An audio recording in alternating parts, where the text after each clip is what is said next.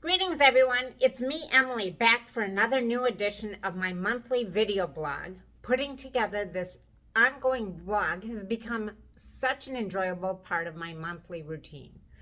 Not only do I get the pleasure of staying connected to all of you who follow these pieces and at times even reply to them, but I also get to go through my everyday life constantly looking for things that are interesting to share in these monthly vlogs. It really helps me to be more present, and it helps me to notice things that I might not otherwise notice.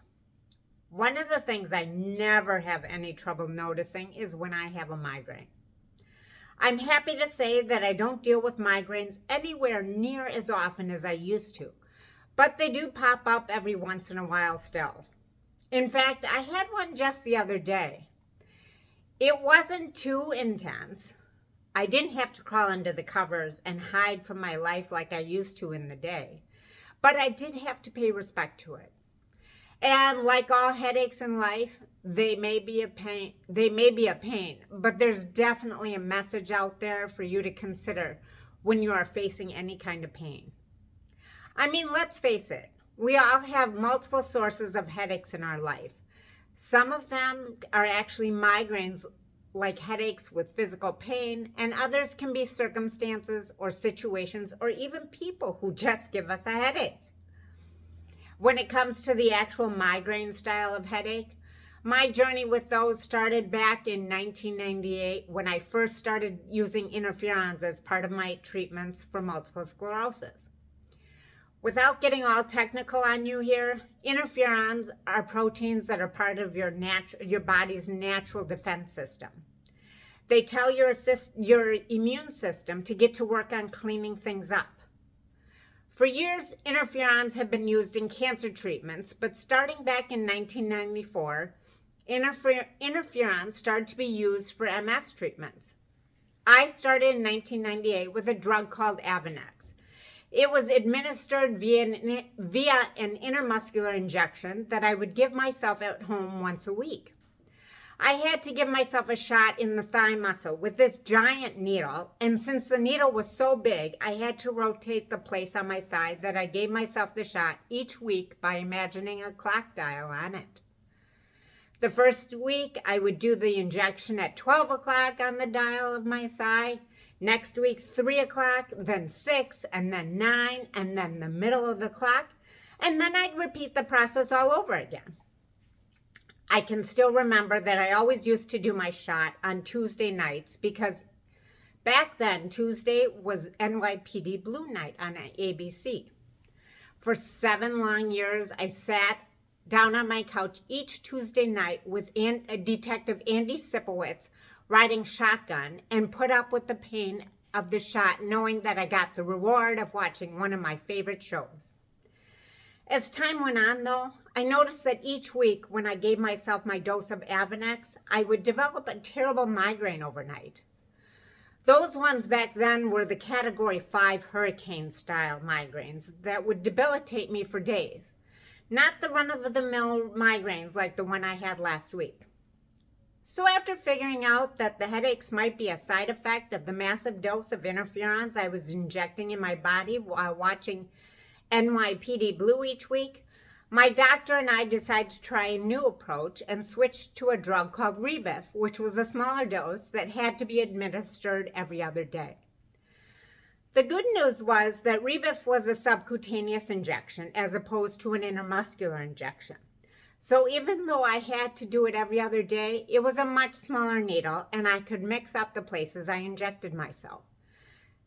At first, that seemed like a big win. But over time, I began to realize that it was a real pain to have to do a shot every other day. Yes, it was a smaller needle, but I learned was that the size of the stick didn't really matter that much. A prick was still a prick. You know, if you know what I mean, really.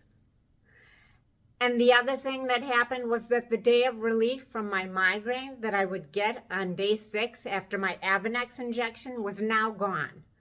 Dosing every other day meant that I often lived in a perpetual state of migraine that in some ways felt like it lasted for years and not just the 7 years that I was on it. Eventually, my neurologist and I decided that this was no way to live, and we moved on to a monthly infusion called Tisabri. By the way, have you ever paid attention to the names of some of these drugs? I mean, beyond the 3 that I just mentioned, there are thousands of them that I see advertised on TV every week, and the names sometimes look like somebody just put a bunch of letters in a hat and randomly pulled them out. Well, anyways, I want to be clear that I am not bringing any of this up because I want to demonstrate the challenges I have faced. In fact, I often say, and I continue to say, that I am so grateful for all the amazing care that I have received in my 42 years of living with MS. And I can't imagine my life without MS being a part of it.